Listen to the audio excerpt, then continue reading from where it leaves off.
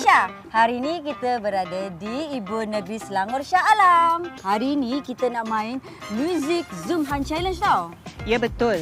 Semua kena cari pakai Zoom je. Tak boleh jalan dekat tau. Betul, dengan Honor Magic 8 Pro yang dilengkapi kamera telefoto Ultra Malam AI 200 megapiksel dan penstabilan aksi SIPA 5.5. Let's start the game.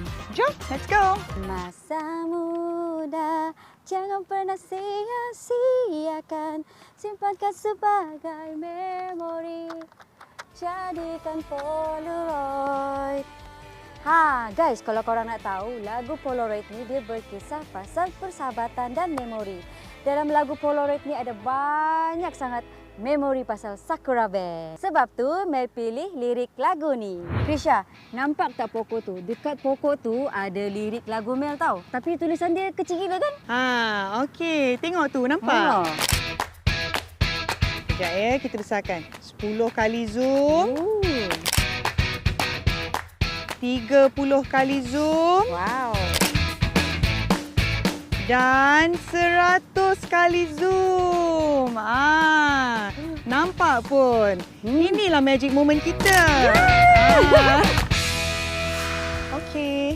Ni notes daripada lagu Aina Abdul semalam. So kalau boleh untuk JV ni memang Krisha nak nyanyi pasal lagu ni memang mencabar.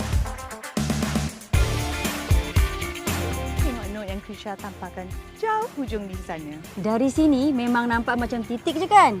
Tapi dengan Honor Magic 8 Pro ni, tengok ni.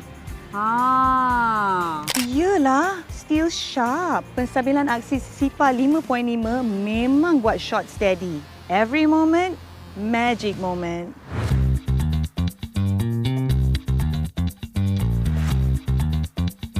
Sekarang cuba Mel cari mana mikrofon tu. Okay.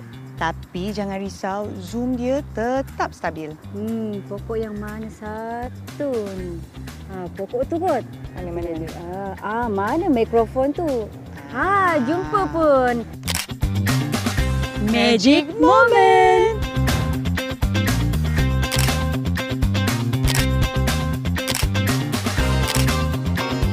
Tengok ni.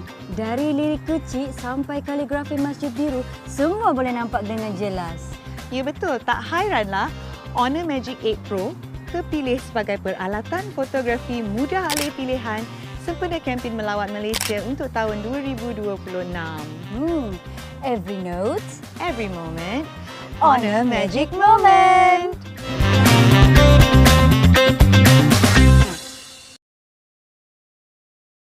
Gegar Vaganza 2025 hanya dengan Astro One.